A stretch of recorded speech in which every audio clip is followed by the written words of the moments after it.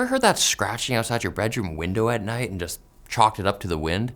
Well, that was actually the tech news. Its goal is to unsettle you. Apple may finally be planning to release its long-awaited HomePad, something like a HomePod and an iPad smashed together in fall 2026, according to leaker Kosutami, who says they saw prototypes in person, if they are a person. It must have been amazing. Kosutami and the original Gurm boy Mark Gurman at Bloomberg say that HomePad will feature a MagSafe-like snap-to-wall mount, so you can presumably move the 7-inch square-shaped display between different points in your home if you can't afford to buy multiple. Scrub. Gurman says the device was going to launch sooner, but it was just recently delayed again to a fall launch since AI upgraded Siri still isn't ready, but it will definitely be ready by then, mostly because she's powered by Gemini now. There comes a time in any group project when you throw up your hands and let the smart one finish it. But Apple isn't finished with product releases this year. According to Gurman and others, with the MacBook Neo launched, Apple's prepping more ultra-tier products, including an M5 Ultra Mac Studio,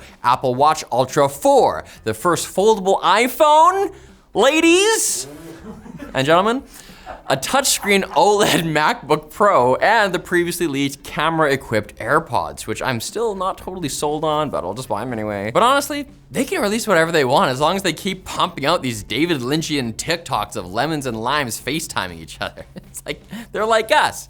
We're the citrus. Squeeze me.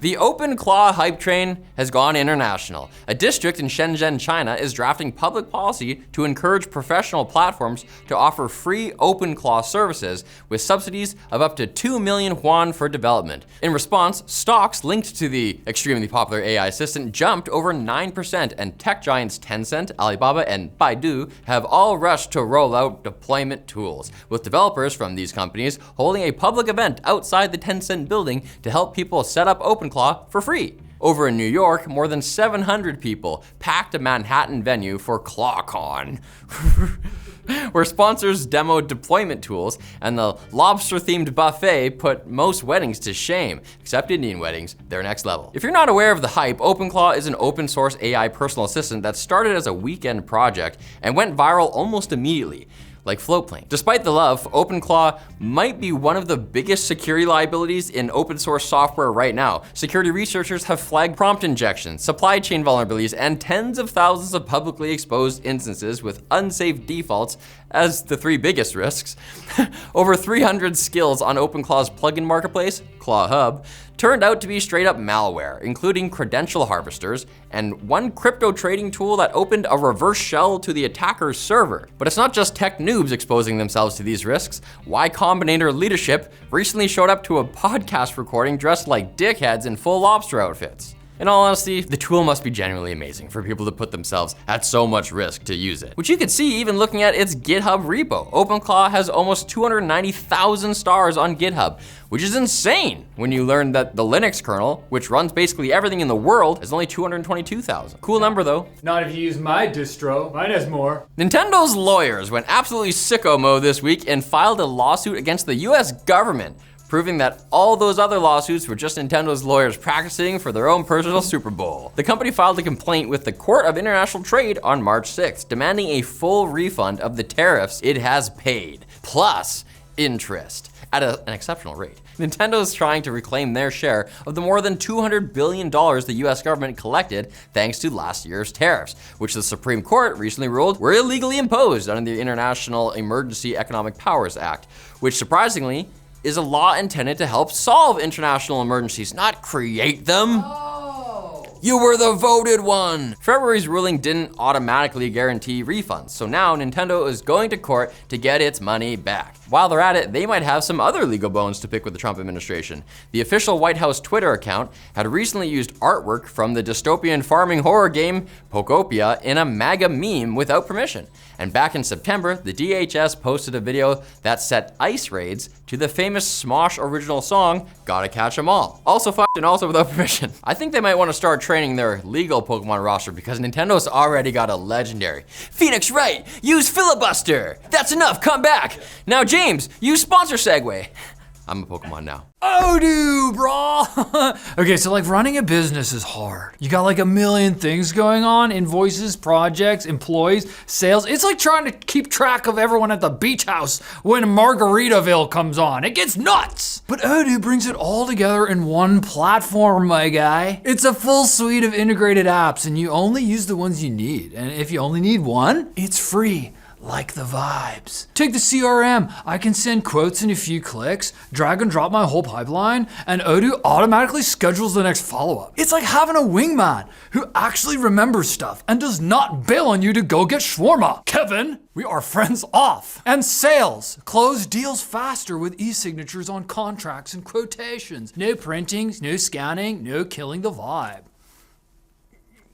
The interface is user-friendly and customizable, which is sick because I do not read manuals. Use our link for a free 15-day trial, no credit card required.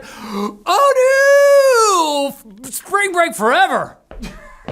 The quick bits, like the boogeyman, wait for you to fall asleep to come out and steal your left sock. Just the left one. It's not the sock stealing that's meant to bother you. It's the wondering why. Why didn't he want my other sock? Security researcher Andy Nguyen got Linux running on a PS5, effectively turning Sony's console into a Steam machine. And to prove it works, he ran GTA 5 Enhanced Edition at a solid 60 FPS with ray tracing. There is a small catch though. The exploit only works on very early firmware versions, so if your PS5 has ever been updated past version 2.0, you're out of luck. Nguyen says a full public release is coming before GTA 6, which gives us a possible release window between tomorrow and literally any time after that, because GTA 6 isn't ever happening. Get it through your skull. The whole trailer was CGI. Don't you get it? Samsung is restarting production of Nvidia's RTX 3060, a card discontinued back in 2024 on its 8nm node, according to Korean news outlet Hankeyunk.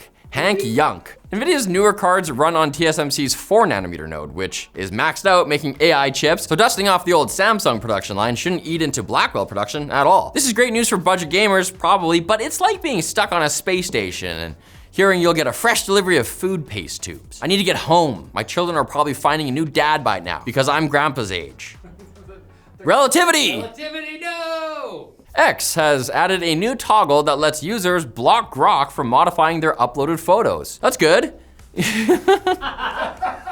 This comes after the chatbot was infamously used to generate a mountain of deepfake nudes earlier this year. X's initial move was to try and restrict the use of Grok's non-consensual deepfake image generation features only to paying users, which managed to both miss the point and not work. After 3 months of S-tier level software engineering, they finally released their ultimate solution, the toggle. Unfortunately, The Verge tested it and found they could still edit protected images by simply opening them in the Grok app. I guess after firing huge swaths of Twitter software engineers, X still hasn't managed to hire any that know how to turn something off. It's lost knowledge.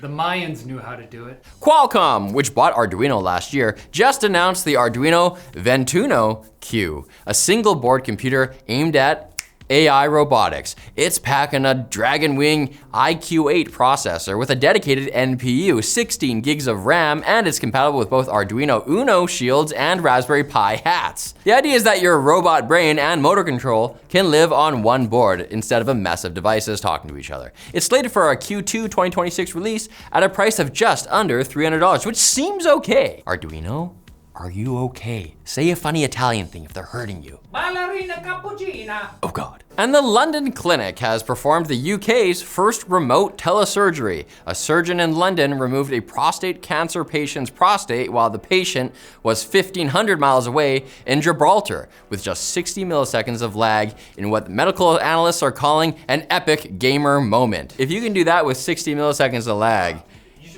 you can shut up about Call of Duty. The patient said it was a no-brainer to be the guinea pig and said he felt great just a few days after the operation.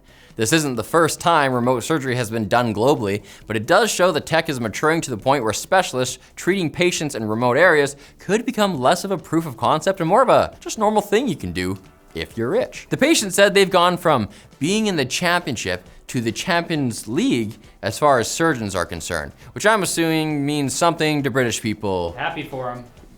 that must be good, I guess. G'day, mate. You know, it would mean everything to me, you coming back on Wednesday for more tech news. Bear in mind that if you don't, it may haunt you and, by extension, your family.